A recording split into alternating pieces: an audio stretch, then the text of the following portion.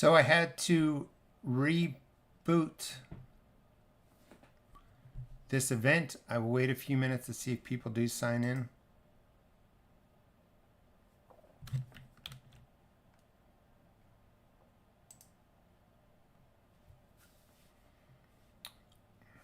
And I apologize. The system did crash here.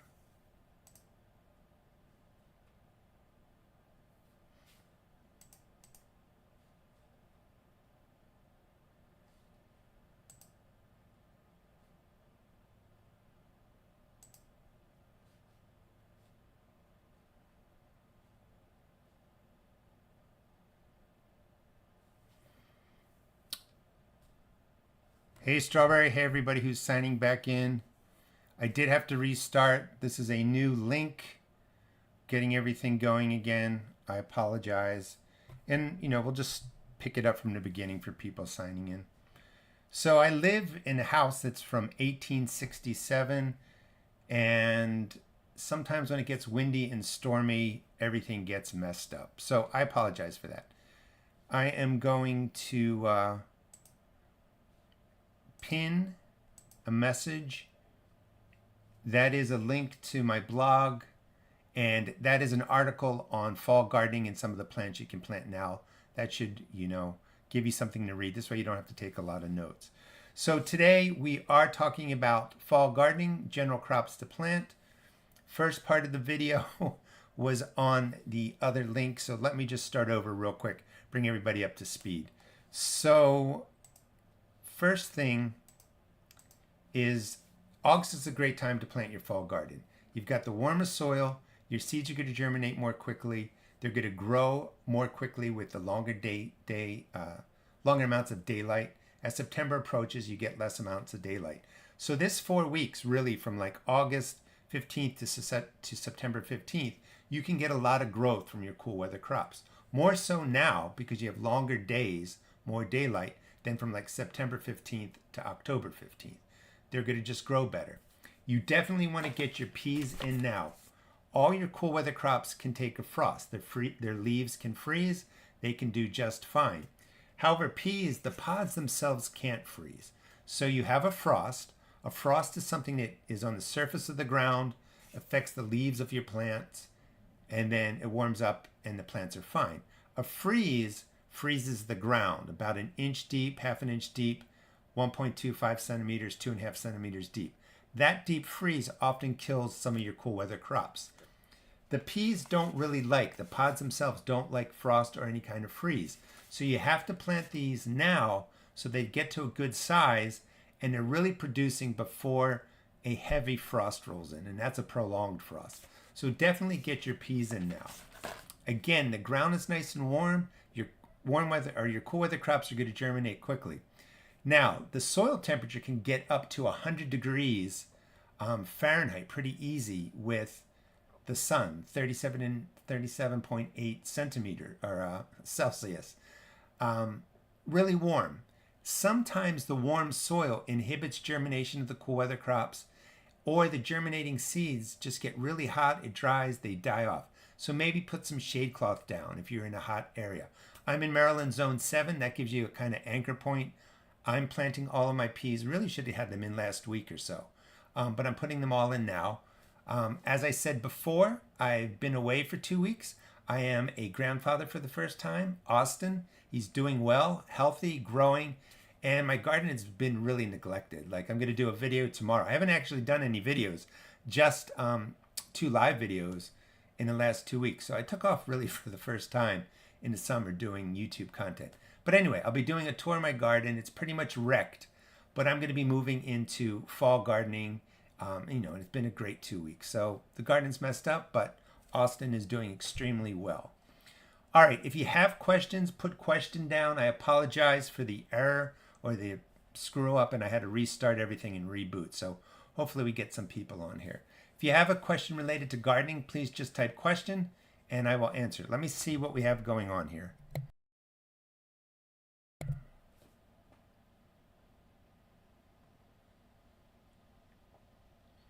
And for those of you signing on, I did restart. Something happened with everything on the YouTube YouTube end or something. I don't know. But we're live again. Question. Is it always best to chop the leaf stem off with a ochre spear when you cut it off? Let me just think about it for a second. Is it always best to chop the leaf stem off with the ochre spear when you cut it off? I don't think so. I mean, I think I've done both. I don't pay too much mind to it. Sometimes I'm trimming them very close. Sometimes I just break them off. I don't think it matters, either way. Question, if I plant carrots now, can I leave them till spring? I heard they get sweeter, or best time to do that. Carrots is another crop that I wanted to talk about today. Carrots are great to get in now. Carrots are biennials, so it's sort of a trick question. If you put your seeds in now and they get to a good size, like maybe they're this big, come next year, even though they're tiny, they think they're second-year plants. And sometimes they don't develop a great carrot. They just go right to growing a flower stalk because they want a seed. So it really depends on when you start them. I'd like to just start carrots now, August, let them grow through the fall and just harvest them. And then maybe later, November, again, I'm in Maryland Zone 7, maybe November, December, I put seeds in and they just sprout a little bit and they don't think they're a second year growth next spring, so they develop carrots. However, I found it really works best to just plant for this year, come early next year, maybe the beginning of March, late February, when I can work the soil. I will just put the carrot seeds in. When it warms to the right temperatures, they'll take off, they'll grow, and I get carrots. The answer, are they sweeter? No. Having them over winter doesn't make them sweeter. It's just the cool weather. So growing into the cool weather of fall, they're going to be sweet. If you're harvesting them before it gets really warm in the spring, they're still going to be sweet. Looking for questions?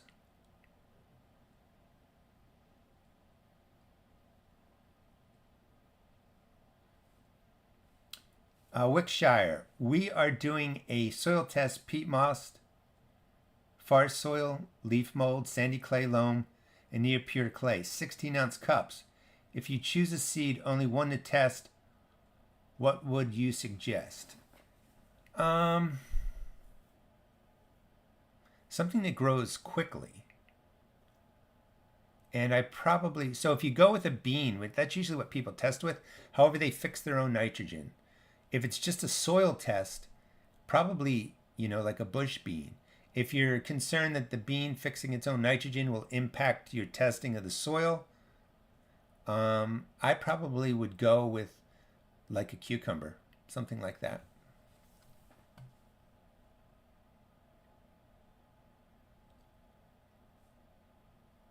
Can I grow lettuce now in zone 6? If your temperatures are staying well above 85 right now, you can plant it. Well, let me rephrase it. I always get confused. So 7A is where I'm at. Higher numbers is warmer, right? So 6A is a little bit colder. So yes, the cooler weather, you can definitely plant your cool weather crop lettuce now. It should be fine. If you were in a warmer zone, and I was going to say if the temperatures are staying above the upper 80s, 90s, it might be a little bit warm, but you could use the shade cloth. But definitely you can plant the cool weather crops. So right now, my screen is flashing. I don't know what's going on. It's really windy out there, and I'm having issues. As long as you guys can see me and hear me, I'll stay on, but there's a lot of weird stuff happening with the internet here.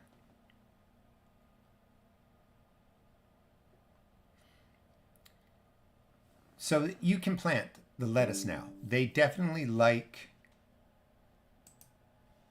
the cooler temperatures. Now, the reason, one, the screen is so messed up here, you won't believe what's going on, so I hope you guys can see me. Experiment. Put in some lettuce seeds now. Put in some radish seeds now. And those are usually faster growers. Radishes grow really quickly. And just see how they do. because it's really hard to figure out when your frost rolls in. Like our light frost comes in maybe late October, beginning in November, maybe light medium frosts through the middle of November, maybe something heavy towards the end, and then the freezes roll in December. It's really hard to find like the exact date that your cool weather crops aren't going to do well. So you sort of have to experiment. The crops to get in now, definitely peas, carrots, beets, your broccoli, your cauliflower, your Brussels, and your cabbage. These are crops that just take a little bit longer to grow. Cabbage is really solid. It can go further into the season, even with a harder freeze. So with the peas, like I was saying, the pods themselves don't like that medium frost. If the pods freeze, they get messed up. Broccoli heads don't like to get frozen. They can take a frost, but they don't like to be frozen. Cauliflower heads can take a light frost too, don't like to be frozen. If your freezes and your cold temperatures where things are really, getting to 0 Celsius, 32 Fahrenheit, a couple degrees below that, that can damage the heads of the heads of the broccoli and the cauliflower. So you have to get the timing down right. So those are the crops you do want to get in now. They tend to take longer. Brussels sprouts, the little Brussels sprout doesn't seem to be affected that much from the cold, but you do want to experiment. Your leafy greens, spinach, arugula, lettuce, they can go in a little bit later.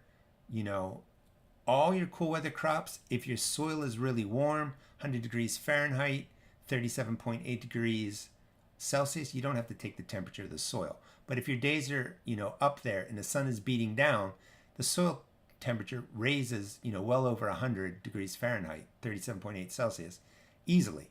So you have to really water these regularly, maybe use some shade cloth.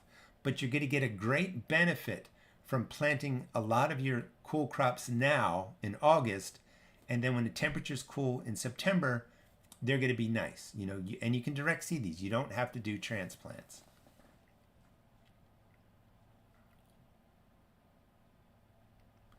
When do you usually plant fava beans? Do they survive winter in your zone 7, or is it best to wait until early spring? I would plant them now. I have trouble with them. They won't survive our winter. We do have a prolonged cold period. You just have to get the timing down right, and I would put them in now. I've tried growing them in the spring into the early spring, late winter, and they just don't seem to form well here. So I would experiment. Question. Zone 8A, temperatures in the 90s. Do I remove 40% shade cloth to start fall gardening? Also, do I need to fertilize raised beds for fall planting? Good questions. And I would not remove the 40% shade cloth now. Let that shade cloth kind of be present for a little bit. It helps cool the soil, helps them grow. Enough light will get in there. If you're worried about the light getting to them and maybe, they're getting a little bit tall and leggy, remove it. But a little bit of shade cloth, and 40% shade cloth means that you create 40% shade, 60% light gets through. That's perfect. That's going to cool the soil. Your seeds are going to germinate because it's warm. They're going to grow really well. I would leave it. Fertilizing, you don't usually have to do a whole lot because you've prepped the beds fairly well over, the summer. If you're worried about the bed prep, you could always, if you have compost, always use that. Put down like an inch of compost, mix it into the top 4 inches of the soil, top 10 centimeters. Great. If you don't have compost and you're worried, any organic granular fertilizer with NP and K represented, just sprinkled across, again, mixed into that top 4 inches, 10 centimeters. Or you can just plant the seeds, water them in at planting with a water-soluble fertilizer, any one you want to use, and then maybe at mid-growth, you water it again with the water-soluble. You don't have to do all of that, but they don't need a whole lot. So you can use either of those techniques. That's going to be plenty of nutrients. There's a lot in the garden beds. You'd be surprised. We tend to over-fertilize and over-prepare our beds. I picked up 25-cent basil, rosemary, and sage starts at a garden center and wondering if I can plant them in my 5-tier or are the pockets too shallow. No, you can definitely plant. You definitely can plant basil. Basil, you can fill all the pockets, and they're annual, comes and goes. Rosemary and sage are perennials. They could possibly survive. I would just put one rosemary or two per tier, one on opposite side. Same with the sage. I wouldn't put more than 2 sage or rosemaries per tier, you know.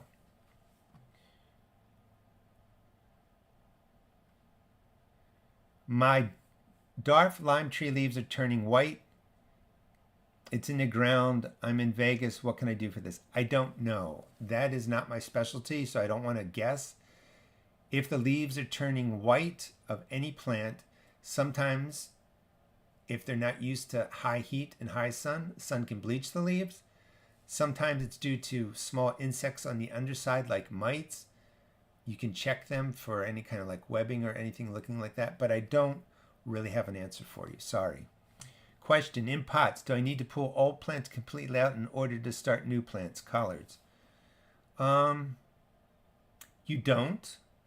I mean, if the collards and the kale are growing well, you can trim them and they usually take off again in the fall. You don't want to have a new mature collard and an older collard in the same pot. They're going to just take up lots of water and lots of nutrients. So when I was talking about fertilizer earlier, I was talking about the earth beds. In containers, usually the nutrients are really pulled out of there. So you do want to kind of refresh your container mix with compost and organic granular or both. Get that mixed into there. And you want to use a water soluble more regularly than you might do in your earth beds. You could do what you're saying, like if you want to put in some collard seeds or kale seeds, get them sprouted and going, and then the other one's finishing out. Don't rip the current one out. You're going to disturb the roots of the new plant. Just cut it down to the base or something like that. But you could do that if you wanted to. Checking for more questions. If I missed your question again, please repost it. I'm going to stay on a little bit longer because I had to relink this video. I had to relink and restart this video today because the first one failed. Taking a look here. So many questions go through. It's hard for me to keep track of everything. Stephen, anybody you see with a circle and a star are perk members.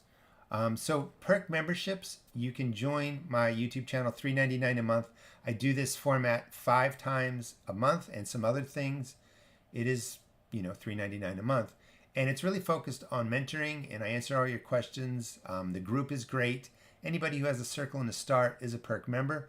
This is my public Q&A that I do every second and fourth Thursday at 11 a.m. But I do have the perk memberships. And you just, in the bottom of the video, you'll see a join link. You can just join. Question, the white spots and the black spots on my tomatoes, is that from the heat and humidity in Texas? It's possible. So when you have a tomato plant and you have an active fungus, the fungus is usually leaving a brown spot, and then around that brown spot is a yellow ring. That yellow ring means the fungus is active. Sometimes you see white spots and black spots on tomato leaves, and it doesn't do anything to the plant. I sort of would have to see a picture. If you're concerned and it's, spreading up the plant, certainly use an antifungal like baking soda spray, something mild, and go ahead and spray it. If the spots are like from a spray, maybe the sun hit the water spots, or whatever spray you used damaged and created white spots, that could be from that. But to have black and white spots at the same time, if I understand correctly, I've not seen that before. I've seen them separately. I would just keep an eye on it and maybe use an antifungal. You can always send me a picture if you want, which is also something I do for perk members. And my email address is not a secret. It's therustedgarden@gmail.com, but send me a picture. I'll look at it.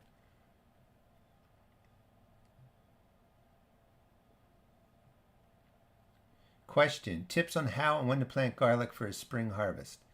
So I'm in Maryland Zone 7. I plant my hardneck garlic usually late October to late November. My garlic does great. That's when I usually do it. You're not really doing much. You're prepping the growing area for your garlic. You could put in some compost, some organic granular, mix it 4 inches deep, 10 centimeters deep, and then you just press the garlic in. I have tons of videos on it if you want to check those out. But you want to kind of plant it when the temperatures are dropping to that freeze. Your garlic that you plant in the fall is going to send up green growth. It's going to get beat up. Don't worry about it. But you really just want the garlic bulb or the garlic clove to be planted.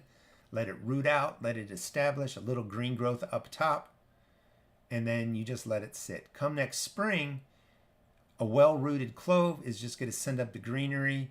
Any old greenery that's beat up from the winter, it's going to be fine. Water it with water soluble in the spring, and you're going to have great garlic.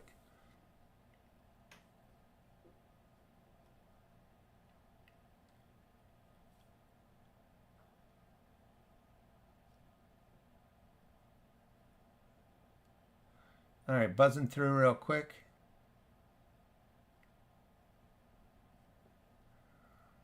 Question. I normally top my in-ground bed with compost and then leaf mold. Is it better to do it late fall or this spring?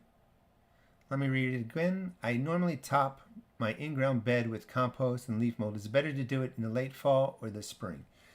So if you have really quality compost and leaf mold, meaning it's broken down fully, spring is great.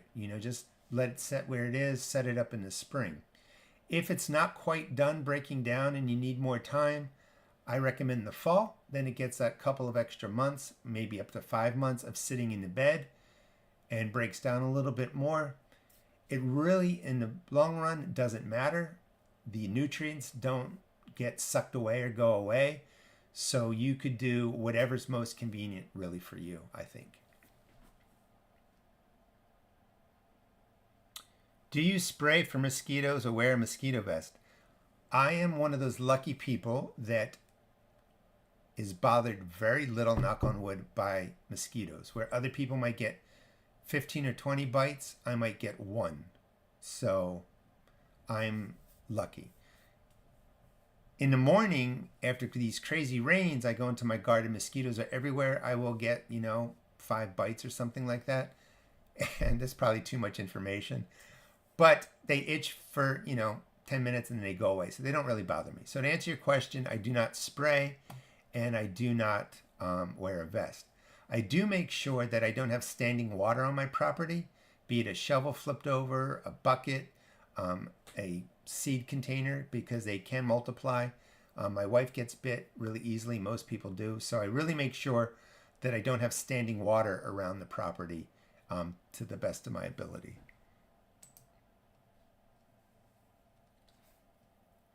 Thank you, Rin. And if you do a super chat donation, so to speak, I will answer that right away. Hi, Gary. I love your channel. I also live in Maryland. When is a good time to take down my shade cloth? Thanks. So we were just talking about that. So your shade, and right now, like I was away for 2 weeks, seeing Austin, which again, is wonderful.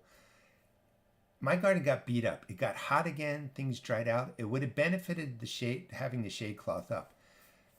I think when the temperatures are starting to get into the lower 80s and 70s, you can remove the shade cloth. You could probably take it down now, no worries. We were really protecting it against that 95 degree, 100 degree Fahrenheit, days that we were getting, 37.8 Celsius, really hot. So to be clear, you could take your shade cloth down now for the warm crops. However, I was saying, if you want to start a fall garden in your direct seeding, sometimes the lower temperatures don't impact the warm crops, but the seeds that we're trying to germinate for the fall garden are impacted from the warmer weather, but that's not as hot as damaging the warm crops. I know it's a little bit confusing. So you can leave your shade cloth up maybe over a bed where you're putting in some of your cool weather crops, and that does help them. And I would just do that really till September 1st. Give them about 2 weeks of protection. The other trick that's interesting is, because we have so much going on in our gardens, we don't want to put like cool weather crop seeds all over the place and then have to track them down and water them. If you just have a bed or a space, you can put in a bunch of lettuce, a bunch of collards, a bunch of broccoli, whatever, grow them in there as transplants, actually in the soil, a little bit of shade cloth over there, water them every other day, keep them well watered, maintain them. And when they get to about this size, get your, hand shovel, your trowel, dig down really deep and just pop it out. Space them out so that you can get in there. And you can pop your transplant out and then move them to other parts of your garden. And that's a technique to really kind of concentrate your energy and resources to one area. You have the shade cloth still on there. You grow your transplants in the earth, and then you just pop them throughout the rest of the garden when you need to. You can certainly grow transplants in containers. Just be careful they don't bake in the sun. And if you are growing transplants indoors, not maybe in a greenhouse or something, you really have to acclimate them to the outdoors because they have to get used to the warm temperatures and the sun, and you're going to need a good 7 days of getting an indoor fall crop used to the outdoor temperature and sun. Thank you, Rin. Let's see.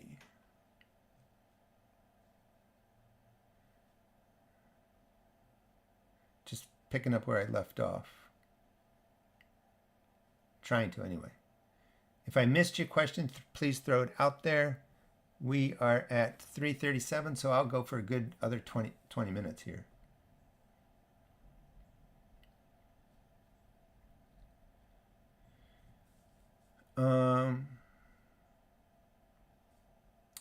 Yeah, and Steve says it's only on the tomatoes. I have found these black spots on the leaves, and they've never done anything to the leaf. They don't come every year.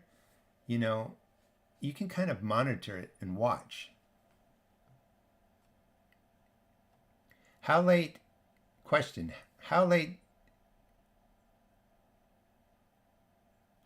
the can I plant potatoes in New Jersey? So I think you're asking what's the latest you can plant tomatoes or potatoes. So potatoes we typically plant in March. We plant in spring. I plant mine again in June, and then sometimes I can get a third crop in. I usually put those in towards the end of July. The issue in New Jersey is I think if you put potatoes in now, the greenery is going to come up, but your frost is going to come really sometime in October, and the upper growth of potatoes gets killed off by frost. So you may not have enough time. I like to do mine somewhere in mid-July. It gives me September to September, 60 days, and then another sometimes 20, 30 days into October. That's usually enough to get another round of potatoes. You can give it a try. I wouldn't overdo it.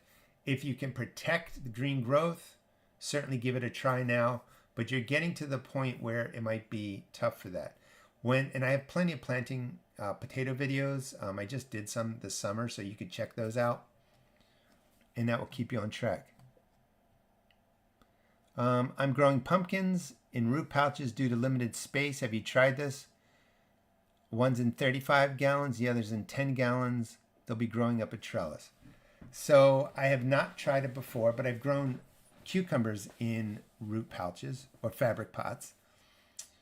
A 10-gallon container is not very big for a pumpkin. And it's not that you can't do it. It's that pumpkins need tons of water.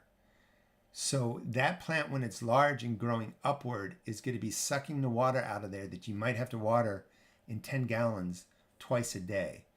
You're going to have to feed them probably every 10 to 14 days with a light water soluble to make sure the nutrients stay in there. It's just not a lot of growing space for nutrients and water. The 35-gallon bag is better. And you're going to have to still water that probably when it's large and producing, maybe once a day. But that's going to be better. So the 10-gallon bag will be trouble. The 35-gallon bag should be fine. And when you're talking about a 35-gallon bag, I'm really thinking only one plant in there. The thing with containers is it's not so much you can't grow in small containers. It's that it's really hard for us to keep the water in the container when it's small, because these massive plants with big root systems just suck the nutrients and water out of there really, really quick.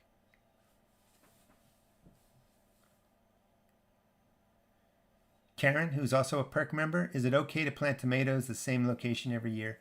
I do. There is, always a thought that if you get a pest or a disease where your tomato is, move it to another place. That's great on a larger scale farm where you can move things from one side to the other side. Most crop rotation is due for nutrient issues on, farm size property. In a home garden, homestead, you're always adding compost and materials to the soil anyway. So there's usually not a nutrition issue, so there's no need to move them. If you have a disease that comes to your plants, that disease usually finds the plants no matter where you move them. If it's a fungus, floating spores, insects, moving them isn't going to do a whole lot. If you have some sort of root disease that comes and impacts your tomatoes or your plants, if it's some sort of nematode or root knot or something that really attacks the roots of a specific plant, I would move them. But if it's any kind of disease or insect above the ground, that's all maintained by sprays and insect dusts and, taking care of them with prevention. Only, again, just to clarify, if it's something that's impacting the roots and these things stay in your soil, I would move the plants to a new location and let them die out there, because they usually don't. They like one specific plant if you have some sort of, rooting issue or something like that. That is very rare, though. That doesn't happen very often.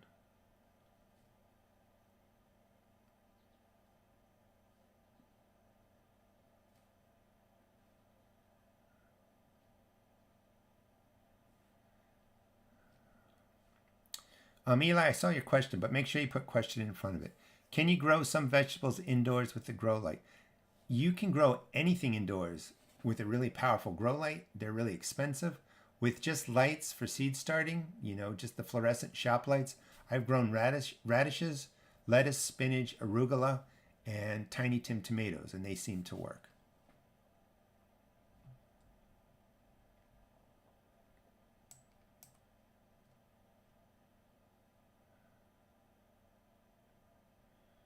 All right, if I missed your question, please put it out there. So when we're talking about the fall garden, we are transitioning from warm crops to the cool crops. The warmth of the soil, the longer days right now, more daylight, really does help your fall garden, your cool crops, get off to a great start and grow. And that period from now, really like August 15th to September 15th, because of the longer days and the warmth, you're going to get a lot of growth out of your plants. More than if you plant September 15th to October 15th, because the days shrink, less daylight, and the temperatures go down. So the plants don't grow as fast. So you're really using the bonus of August to get your plants off to a great start. Right now, again, I'm in Maryland Zone 7. The plants that I recommend getting into the ground are peas, because the pea pods don't like a frost or a freeze. Cauliflower and broccoli, because the crown of broccoli and cauliflower they can take a light frost, but they can't take a freeze. They get rubbery and messed up, and they take longer to grow. If you're growing Brussels sprouts, although they are pretty resistant to freezes, get them in early because they just take a long time. And then if the Brussels sprout doesn't start sprouting and you're getting prolonged freezes below 32 degrees Fahrenheit, 0 Celsius, it can impact the plant. And then your longer day cabbages that might take 80, 90 days, or the bigger cabbages, I try and get them in now. You can certainly put in your kale, your collards, your Swiss chard. They do well with the warmth. And then I would get in your carrots and your beets. If your temperatures are cooling down pretty well, you can put in really any cool weather crop you want. I don't really put in my lettuces until the end of August.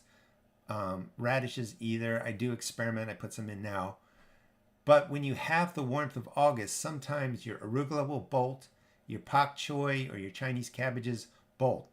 That means they put out a flower head because they feel the warmth of the soil, the roots feel the warmth, and they just go to flowering.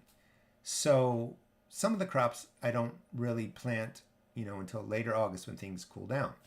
I also don't plant in the next, I forgot what we're doing today, in the next garden grounds. What's the date of that? Let me see if I got that. on August 28th, 11 a.m. Thursday. So I do Garden Grounds, what I'm doing today, the Q&A, every second and third Thursday at 11 a.m., although we started at 3 p.m. today because I was away. I just got back. So on August 28th, 11 a.m. Thursday, we're going to be talking about the second part of fall gardening. And that's where I'm going to be talking about just about the leafy greens, radishes, crops that really like the cool weather. Everything goes into my garden. What I'll be talking about then is succession planting. Like I will put in some radishes now. I don't want to put in 100 radishes, 200 radish seeds now, or 25 heads of romaine or seeds of romaine, because when they all mature, I'm not going to be able to eat 25 heads of romaine at once, or I'm not going to really enjoy 200 radishes at once. So through the fall, you want to do a succession planting, 25 radishes, 10 heads of lettuce.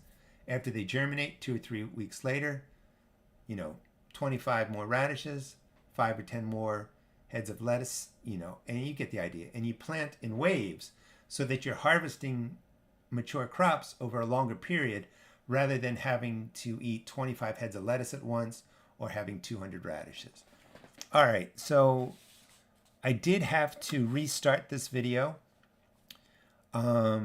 Or this live broadcast, so I'm going to stay on really to 4 o'clock to kind of make up. Usually these last to about quarter of, but to make up for any great inconvenience I caused you guys.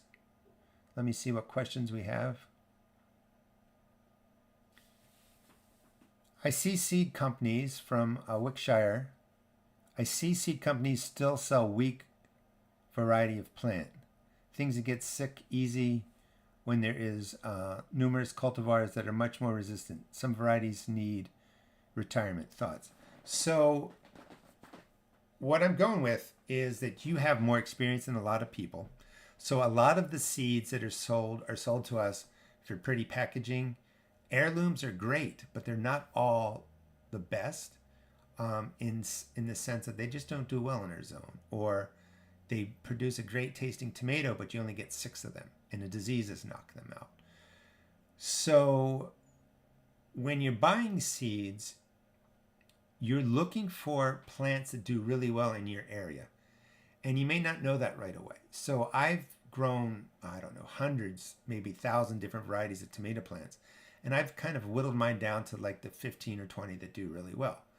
I'm going to shrink that down even more next year because I'm actually going to be changing up my whole garden. I'm going to redesign it, going to make it a little bit more raised, thinking I'm 58, doing pretty good.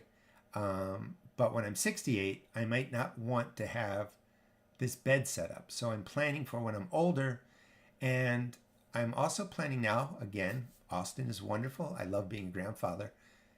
That if I'm going to go away for 2 weeks in the summer, or I'm going to be doing something with grandkids, I need a watering system set up. And I'm going to redesign my bed so that I can set up a watering system.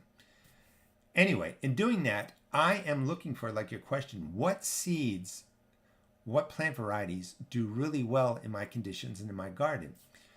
And I think a lot of seed companies, to answer your question, they just throw all kinds of stuff at you with these cool names, and they don't really care that this plant is not going to do well in your zone.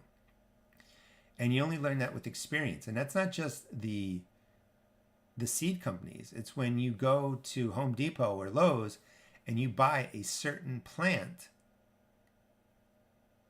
and they're, started wrong. You have like 100 things of radishes in a little container for $15 at Home Depot. That's never going to grow. You have certain varieties that just don't do well. Anyway, you have to kind of learn, what works best. Hybrids, just to add to that, a hybrid is you or me taking pollen from one plant and putting it, to another plant, and you make a cross, and it's perfectly natural. It's what bees do. It's just hybridization, and you create a new cultivar. A lot of time, and that's done with passion from these, plant breeders. They create a plant that's much more resistant and strong. The reason I mention that is because it's not a GMO, okay? Genetically modified organism is something that is created by science that can't happen in nature. But anytime you see a hybrid, it is something that's done by people with a passion to create a better plant. And they're usually more disease resistant, maybe a bush variety, different things. But you do have to kind of you know, test out different seeds in your garden. Also adding to that, I mean, it's a very interesting question, is you don't need all these different varieties, like the standard, of course I forgot the name, Black Beauty zucchini does really well. You know, your standard eggplant, the one that you see all the time, does really well. I think that might also be called Black Beauty. It's just the classic looking eggplant. So a lot of the classics that have been grown for the last 50, 75 years do really well, and that's all you really need. But it's also enjoyable to try different heirlooms and things like that. When I grow heirloom tomatoes, a lot of times I get cracking. The fruits are a little bit deformed. The leaves, like the brandywines, get diseased much more quickly than the other plants, but the fruit does taste better. So it's always, you know, kind of give and take on what you're planting. Silver-haired. I'm in Western PA. I'm growing 10 different varieties. I have one park swapper improved with many flowers, but so far 0 tomatoes and 0 tomatoes have formed. Could it be a genetic problem? I've grown a whopper. I actually might have it in my garden now. I can't remember. And it's doing fine. Is it a genetic problem? No. And meaning that plant or the whopper doesn't have an issue. It should be forming. It's just kind of nature. Sometimes, depending on when you planted, when you planted, how hot the temperatures got, it can impact how the tomato forms. Like you can get a lot of flowers, but it got so hot, the first round of flowers didn't form tomatoes. And it's the plant doing that on purpose because it wants a set condition of soil temperatures, air temperatures, and that. They should form soon. I know the frost comes sooner in Pennsylvania, so hopefully you have time. Like we were just saying before, it could be the park's whopper, and maybe genetically in the sense that it takes that plant longer to form tomatoes. Yes, that would be true. Genetic is if it was a problem, no. But genetic-wise, some plants might take longer to form, and it may not just be the best for your zone. That's a better way to answer your question. Excuse me a sec.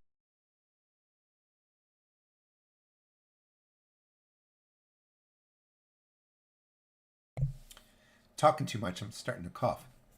So let me just clarify. So genetically, a tomato plant, you plant it, it grows, it does its thing. That's the genetics of the plant.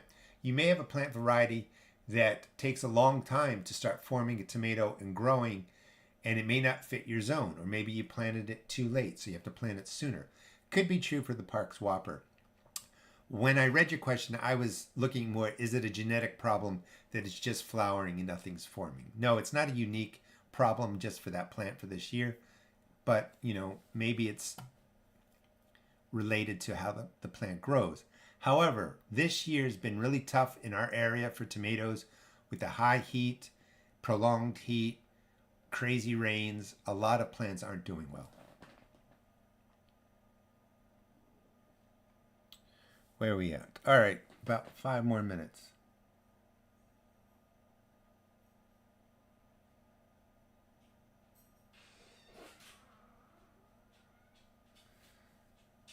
Karen, who is also a perk member. So this is my public, here comes my dog. This is my public Q&A. Every second and third Thursday, or every second and fourth Thursday of the month, 11 a.m., I do this Q&A public. Perk memberships, any of my videos, you can find the join button.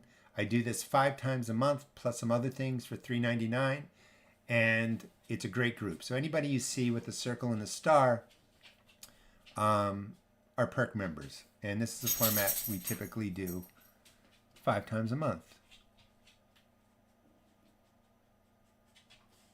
How tall are the raised beds you're going to put in?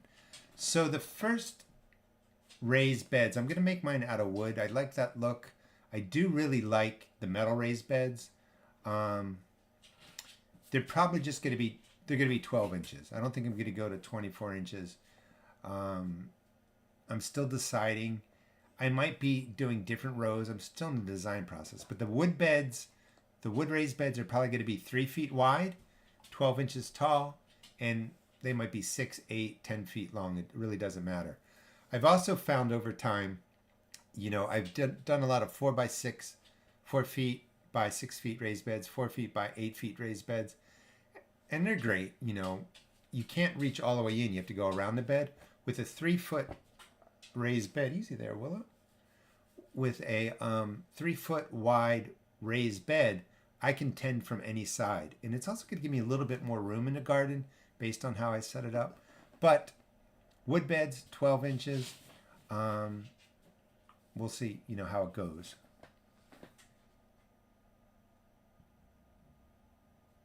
Speaking of GMO, I'm going to save seeds from my Norfolk purple tomato this year. Have you had luck growing them out from saved seeds? I didn't grow them. Like, I tested that GMO. I think you're talking about the solid purple tomato all the way through. It's crossed with a snapdragon, and it's been like a 20-year project of the woman, I forgot her name. And in that case, like, I'm okay with growing that. It just didn't taste great. It was really cool looking. So I didn't grow it again. Now, the plant did drop a lot of tomatoes and they regrew, but I pulled them. So I don't know if they're true to form. One of the things that you're sort of asking is when you have an heirloom tomato, you grow it, you pick the tomato, you save the seeds, you plant the seeds. The next year you get the exact same plant. Those seeds are a stable cultivar, meaning save the seeds, plant the seeds, same plant. When you save seeds from a hybrid, it has to go through so many generations to be a stable cultivar. So if I grow a hybrid, maybe in this case the GMO, I'm not sure how the seeds work in there. You save the seeds, you put them in the ground, you don't get the same plant. You get like characteristics of the mother plant or the father plant, but because it's not a stable cultivar, your hybrid seeds don't always reflect a true to form tomato. The GMO, I think that you should actually get the same plant, but I'm not sure.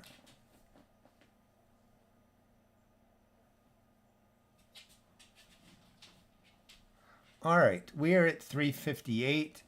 Let me just go over a couple of things real quick. On August 28th, Thursday, 11 a.m., is the next Garden Grounds. Again, I do this every second and fourth Thursday, 4 p.m. And on the 28th, we'll be talking about part 2 of the fall gardening. This, today's subject was really on what to get in the ground now, your earlier crops to plant for the fall garden. So that'll be on 8/28 at 11 a.m. If you do like this format, I do have perk memberships. Find the join button in any of my videos, $3.99 a month, and I do this format 5 times a month. And it's a smaller group. Sometimes it's like, 15 to 35 people on at once. Everybody really helps each other out. You can find people in your zone. The people there are very smart, have a lot to add, a lot of experience. And then I do the format just like this, where I will answer your questions, and we do also do a light subject, usually topical of what exactly I'm doing in the garden at that time. All right. We'll take 1 or 2 more questions. Sandra, I saw your question and now it's gone. You did mention cucumber being stunted, I think.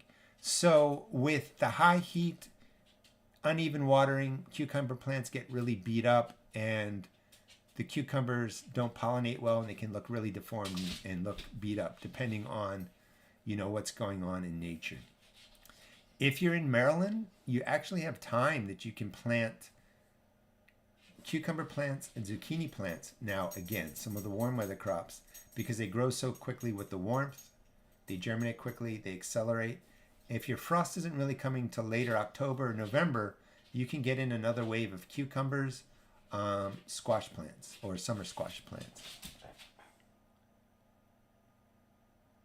You can't, so that's what I saw. So the cukes get 2 inches, they get pointy and stop growing. You can't do anything to fix that. That's really from the temperatures. Here's my dog who wants to say hello. Come here. This is Willow. It's usually the temperatures, and the plant probably looks beat up. You can't fix that. So what fixes it is either new plants, and then new conditions come, things cool down, new plant does better, or you just stick with even watering, maybe give them a light feeding, trim back the dead leaves and stuff like that. The plant, if it survives, will send out new shoots, and then new cucumbers will be doing really good. This is Willow. She's a Bernedoodle. Very smart dog. She has not met Austin yet, but she'll meet the grandchild probably in a couple of months. All right. Any other questions? I'll take one more if we have it, and then I'm going to wrap up. All right. She wants to eat, actually. All right. You sit down there.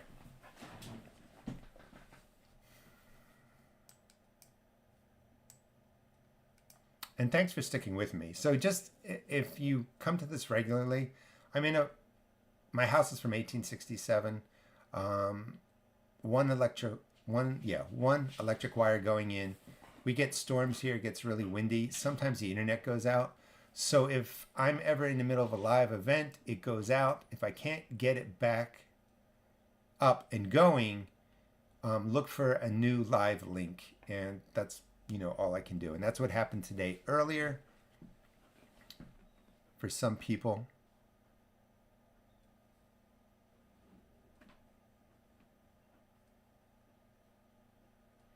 All right. I don't think we have any more questions. So I will see you guys next time. Good luck in your gardens. And the next Garden Grounds public Q&A is August 28th at 11 a.m. Thanks.